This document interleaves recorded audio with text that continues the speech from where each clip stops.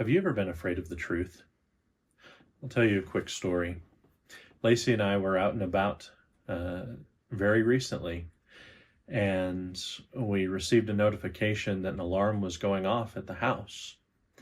And we weren't sure why. We were sure that we had turned off the ovens, we had locked everything up, but we weren't sure why the alarm was going off. So we turned around and started to head back home. And when we finally got here, there was just a little bit of dread because we could hear an alarm beeping. So I go inside. All the lights are off. I disarm. Not a sound could be heard in the house. I looked around and there's not anybody there. There's nothing broken. There's nothing on fire. There's nothing missing. It is as if nothing had happened. And I'm looking around trying to figure out how could the alarm have gone off. And then I see something just slightly move. In the corner, near the sensor that detects movement, is a balloon that had started to sink. At that point, I realized an alarm was set off because of a balloon. It was a sense of relief, and it was pretty funny. But that whole trip to the house, there was just a dreaded fear that something was wrong. And it was one of those times where when you think about what it could be, everything just seems to move in slow motion, especially traffic that usually speeds along at a pace maybe faster than what we would like sometimes. It just felt so slow to be able to get back here. But when we knew that there was nothing wrong, there was a huge sense of relief. Fear of the unknown. You know, there's a whole lot to say about the fear of the unknown. We think about children maybe, who we make sure that they have a nightlight because they are fearful of what could be in the dark, the unknown. And that nightlight gives just a little bit of peace, because if they wake up, they can see just enough. Fear of the unknown. But when you do know something, that can help to get rid of fear. Truth is something that a lot of people today want to say is elusive, that we can't really know truth. And it's kind of an interesting statement just to think about it. Because if you say you can't know truth, you could just ask, are you sure about that? Is that true?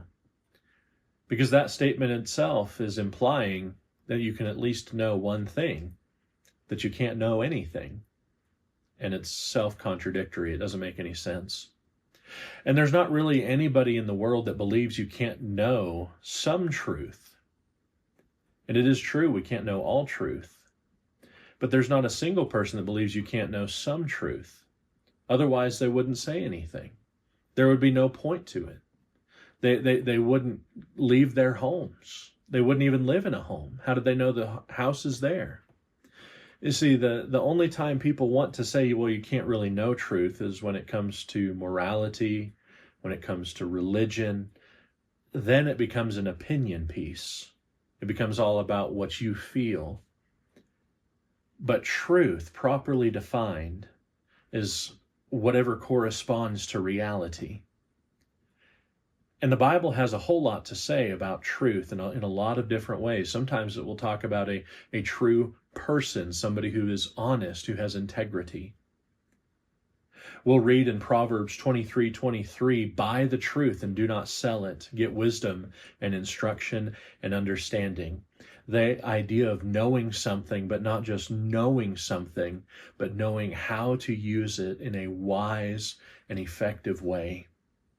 Jesus himself would say that if you abide in his word, that you can be his disciple, and that you can know, and he says, the truth, and the truth will set you free. Jesus understood that there were some truths that we can know. Paul would say, test everything, hold fast to that which is good, 1 Thessalonians 5:21. To Timothy, he would write in 1 Timothy chapter 3 and verse 15.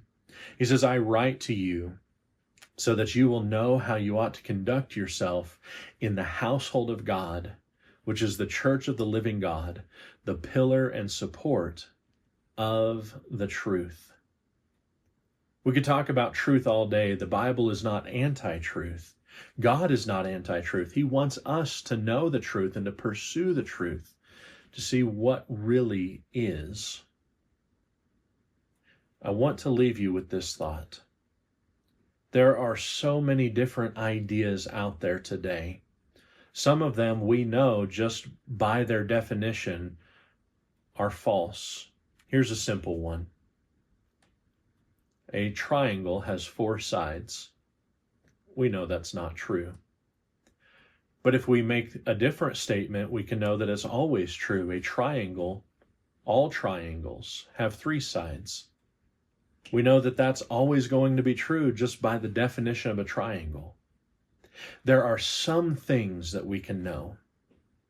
And as Christians, we are in a very unique place. We don't have to be afraid of truth, what really corresponds to reality, what actually is.